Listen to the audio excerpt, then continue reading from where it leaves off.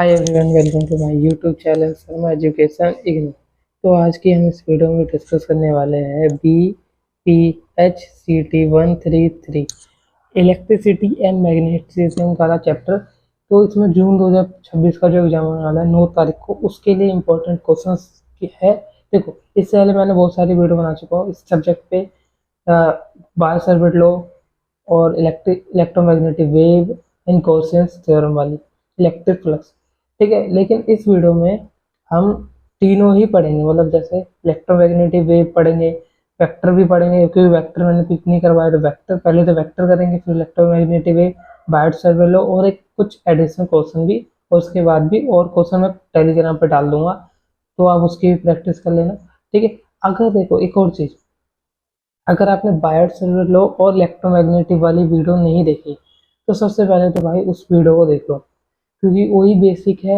आपको बेसिक समझना जरूरी है। ये इसमें तो मैं सिर्फ क्वेश्चन करा रहा हूँ, उसमें कुछ समझाऊंगा नहीं ज़्यादा। सिर्फ क्वेश्चन को कैसे अटेम्प्ट करना है और नहीं समझाऊँ, और उसको मतलब कि क्वेश्चन आएगा उसको कैसे हैंडल करना है, कंसेप्ट नहीं समझाऊंगा इस वीडियो में। ठीक है, कंसेप्ट समझना तो आप पहले उस वीडियो को देख लेना। ठीक है, वेक्टर के कंसेप्ट समझा दूंगा, वेक्टर के क्या कंसेप्ट है। बाहर से बोलो इलेक्ट्रोमैग्नेटिक वेव की नहीं समझा पाऊंगा, वो उसी वीडियो में समझा दी थी, इस क्योंकि वीडियो लंबी हो जाती है। ठीक है, इसलिए कारण।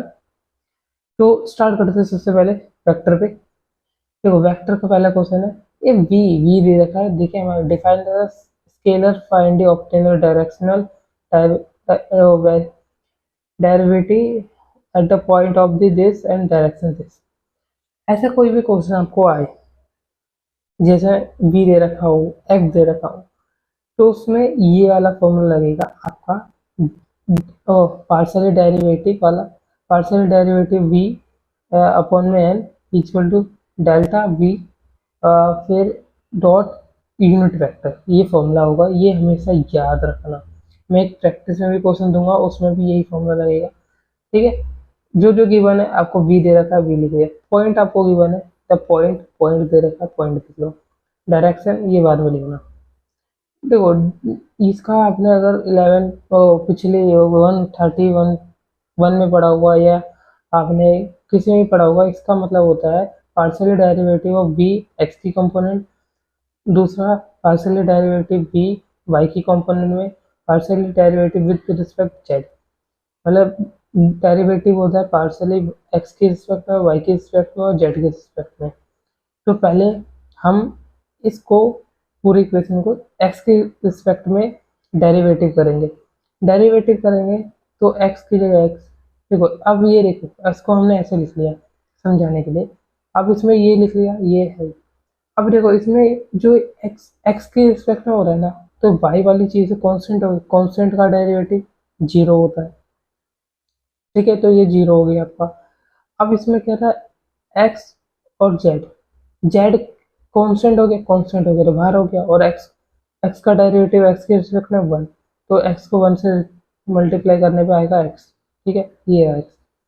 अब इस पावर आगे चल जाती है, 2x हो जाएगा, तो 2x, और यहाँ पे माइनस का साइन, ये तो जीरो हो गया, इसको हटाओ, यहाँ पे माइनस का साइन है, तो ठीक है। तो partial derivative of x equal to 2x minus Z. वैसे ही सेम हमने करा, ये जीरो हो जाएगा क्यों, और वाई का डेरिवेटिव होता है, ये कांस्टेंट कांस्टेंट का डेरिवेटिव वाई, और जीरो होता है, और इसकी पूरा ही कांस्टेंट होगा, ये भी जीरो हो जाएगा। अब देखो, यहाँ पे वाई है, यहाँ पे भी वाई है, तो कोस का डेरिवेटिव आपका होता है साइन एक्स, साइन। ठीक है, कोस का साइन, और माइनस में लग जाता है, तो माइनस साइन वाई। ठीक है, यहाँ पे वाई है तो वाई। वैसे डेरिवेटिव और पार्शली जेड के रिस्पेक्ट में, तो इसको जेड के रिस्पेक्ट में करेंगे तो आपका ये जीरो हो जाएगा, क्योंकि एक्स है। और यहाँ पे सॉरी, यहाँ पे जेड कर लो।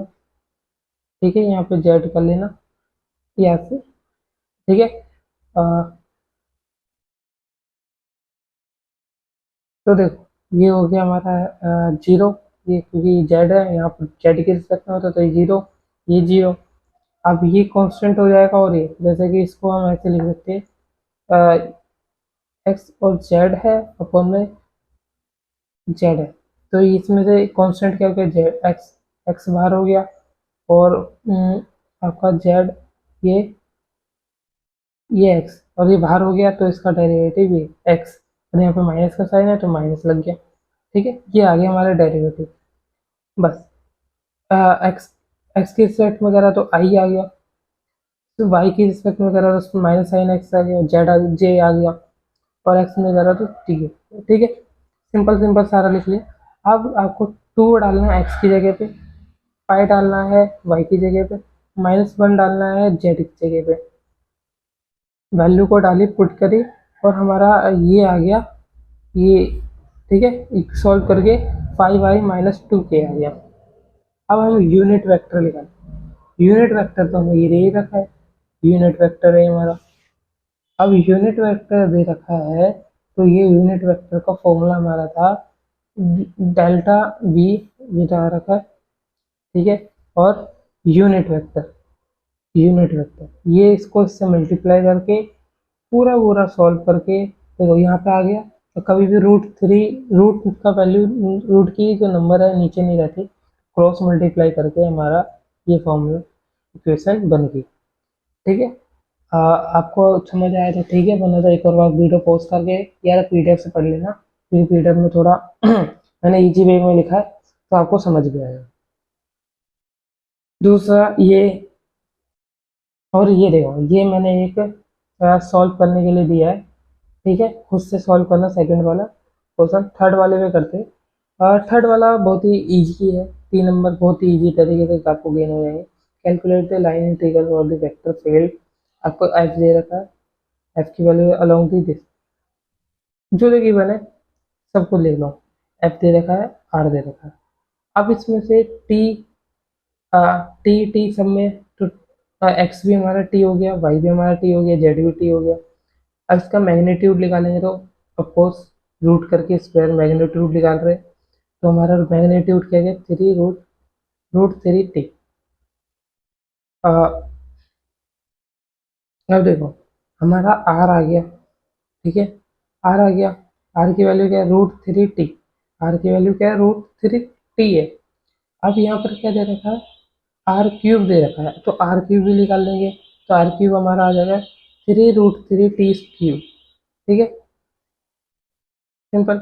आर हमारा क्या था, √3, ऐसा वैल्यू के हिसाब से, और कॉम्पोनेंट वेक्टर के हिसाब से, ये है, तो आर वेक्टर के हिसाब से ये डाला, और आर की क्यूब क्या है, ये आर की क्यूब आ गई ये। अब वैल्यू को हमने डाली पुट करी, एफ का फॉर्मूला क्या हो रहा था,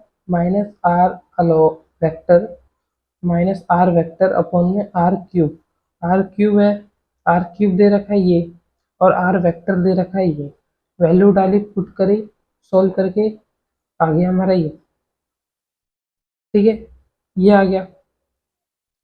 अब यहाँ पे डेरिवेटिव आर निकाले टी के रिस्पेक्ट में। अगर जैसे कि ये देखो टी टी, अगर इसमें टी ही कॉमन ले लो, ऐसे लिख सकते हैं इसको, वन वन सॉरी, रुक जाओ इसको मिटाता हूँ। हाँ, जैसे इसमें से अब कॉमन लेना, तो टी कॉमन लिया तो 1 1 और 1, ये बचेगा। ठीक है, यही बचेगा ना। तो ये बचेगा, तो ऐसे ही हमने आर के हिसाब से टी कॉमन ले लिया, तो ये बचा। अब अगले पेज पे आते हैं। आप सबको पता है लाइन इंटीग्रल का फॉर्मूला ये होता है F dot derivative of R, निकाल लिया, एफ हमारा आ ही गया था वहाँ पर। एफ क्या आया था, अगर आप देखोगे तो एफ हमारा आया था ये। ठीक है, ये आया था, और डेरिवेटिव भी हमने ये निकाल लिया था। अब इसको हम करेंगे पुट, एफ की वैल्यू डाली, आर की वैल्यू डाली, दोनों की वैल्यू डाली, सॉल्व करेंगे, उसके बाद ये आ जाएगा। लाइन इंटीग्रल का फॉर्मूला होता है vector of F dot derivative of R vector में, और वैल्यू 1 से लेके 2 तक जाती है। अब हमारा था क्या ये, तो ये माइनस माइनस का साइन तो अभी हटा दो, टी। ठीक है, ये है, इसमें से कांस्टेंट क्या है, ये कांस्टेंट है, और यहाँ पे स्क्वायर है, 1/t² है। तो इसको अगर हम टी, ये भी तो लिख सकते हैं, पावर ऊपर जाएगी तो माइनस में हो जाएगी, तो अब इसका डायरेक्ट इंटीग्रल करेंगे और 1 से लेकर 2 तक जाएगी वैल्यू, तो हम इसका इंटीग्रल करके सोल्व वगैरह करके हमारा लाइन इंटीग्रल आ जाएगा। ये सॉल्व करना क्या ही सिखाऊं इसमें से। वेक्टर का एक और क्वेश्चन पूछता है, यूनिट वेक्टर। अब यूनिट वेक्टर क्या है, data find the unit vector of the curve. ठीक है, आपको ऐसी इक्वेशन दे रखी होगी, पॉइंट दे रखा होगा, आपको कुछ नहीं, बस सिंपली दो पॉइंट दे रखे हैं, उन्होंने एक्स और वाई दे रखा है, तो एक्स और वाई के रिस्पेक्ट में इसको माननी है एक इक्वेशन, जिसे आप कर लेना। ऐसी इक्वेशन दे रखी है 1/6 y³ इक्वल और 1 दे रखा है, तो इक्वल वाला इधर ले आना, x³ + 6³ 3 माइनस, ठीक है, ये दे रखा है, ये हो जाएगा सिंपल। आपका डेरिवेटिव ऑफ f1 में x, ठीक है, ये होगा और y होगा, क्योंकि दो कंपोनेंट है तो z लेना नहीं, सिर्फ ये लेना। तो पहले x के रिस्पेक्ट में पूरी इक्वेशन को, ये वाली इक्वेशन को डेरिवेटिव करी, फिर y के रिस्पेक्ट में करी, तो x की रिस्पेक्ट में ये और y के रिस्पेक्ट में ये आ गया। ठीक है, अब कुछ नहीं, x और y के रिस्पेक्ट में आ गया, पॉइंट डाला, x की जगह पे डालो 1 और y की जगह डालो 0, वैल्यू यहाँ पे 1 की वैल्यू 2 और इसमें 0 डालेंगे तो पूरा 0 हो जाएगा, तो 2 आ गया। मैग्नीट्यूड निकाला, 2 का 2 की रूट करोगे 2 और स्क्वायर कर दोगे 2 ही आएगा, इसका नॉर्मल वेक्टर आ जाएगा। यूनिट आ गया हमारा 1 और 2, तो यही हमारा यूनिट है। ठीक है, बाकी ये तो क्वेश्चन मैंने पहले ही दे दिया है, ठीक है, तो इसको करना नहीं करना आपकी मर्जी है, लेकिन जो प्रैक्टिस में क्वेश्चन दिया है वो कर लेना, बाकी इसकी प्रैक्टिस कर लेना। अब हम करते हैं इलेक्ट्रोमैग्नेटिक वेव। इलेक्ट्रोमैग्नेटिक वेव में बहुत ही ईजी होता है, 5 नंबर फ्री के आते हैं। ये क्वेश्चन दे रखी होती है इक्वेशन, इसको इससे कंपेयर करो, एक्स की वैल्यू क्या होगी 2 पाई होगी, ये क्वेश्चन दे रखी थी हमें, एक्स की वैल्यू होगी 2 पाई, डब्ल्यू की वैल्यू होगी ये, क्योंकि ये मैं जल्दी जल्दी करा रहा हूँ क्योंकि ये पहले भी करा चुका हूँ। ठीक है, कंपेयर करी दिस इक्वेशन, एक्स और वाई की वैल्यू, एक्स और डब्ल्यू की वैल्यू मिल गई। अब फ्रीक्वेंसी और वेवलेंथ निकालना होता है, सबको पता है कि ये हो गया डब्ल्यू, ये हो गया फ्रीक्वेंसी के लिए omega equal to 2 pi V, 2 pi 2 pi equal to 10⁸, ये थी हमारी डब्ल्यू की वैल्यू, 2 पाई है ना वी, 2 पाई नीचे गया, पाई से पाई घटा, 2 से 2 घटा, वी की वैल्यू आ गई ये हर्ट्स। वेवलेंथ आ गई, के की वैल्यू दे रही, के इक्वल टू 2 पाई अपन में लैम्डा, के की वैल्यू डाली 2 पाई से 2 पाई काटा, 3 बचा, 3 इक्वल टू लैम्डा 3 मीटर।